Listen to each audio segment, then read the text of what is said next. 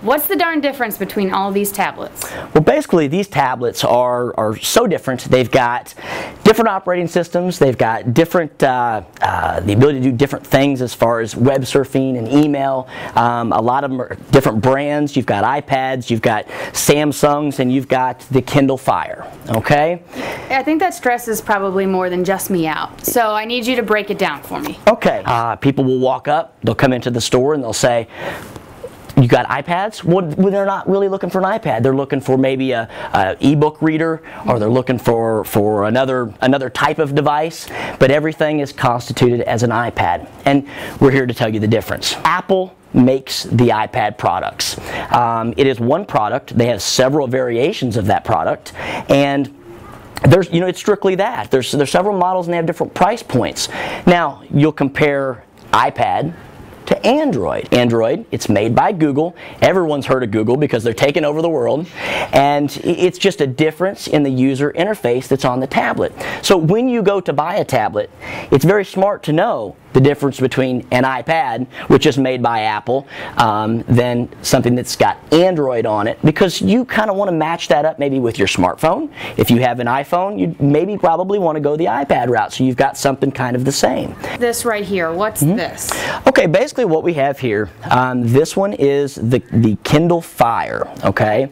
The Kindle Fire is actually what I would call an entry-level tablet made by Amazon.com. They've come into the market and said, hey, we want to build a lower-end tablet, something that people can afford, and that will give them the ability to surf the internet, do email, read our books at the same time, listen to our audio books, and to download apps.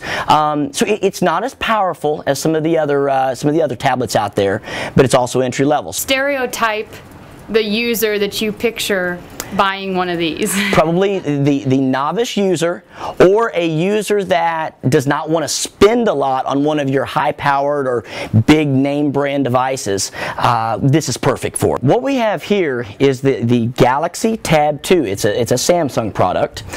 It does have Android, the newest version of Android built into it. Now, this is a little bit more of a powerhouse tablet. Wouldn't call this entry level. Basically, a lot of people use this for work, a lot of people will use this for play, but it's very powerful as far as gaming. It's only 1.5 pounds, so it's very, very light. Ooh. See? Travel very easy with that. It is very fast, it's very thin, and it does come in two different versions, a 16 gigabyte version and a 32 gigabyte version. And that basically what that means is how much does it store? How much can you put in it? It's a very, very good screen, full high definition. So you can take movies and whatnot and download movies and have full high definition. Now this is a Wi-Fi only tablet, meaning you would have to be hooked up to a wireless network, a router. You'd go to, I would say, business user to high-end, more tech-savvy individual, one that maybe's been around the tech stuff a little bit more.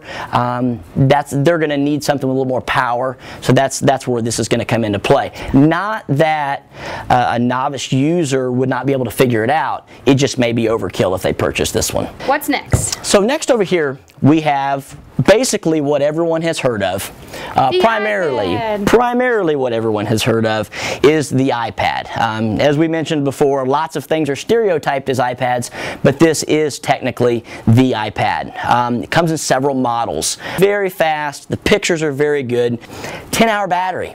Got a great battery. You know, a lot of times people will have to charge them once a week, and they heavily use these things. One of the really neat features is the FaceTime product.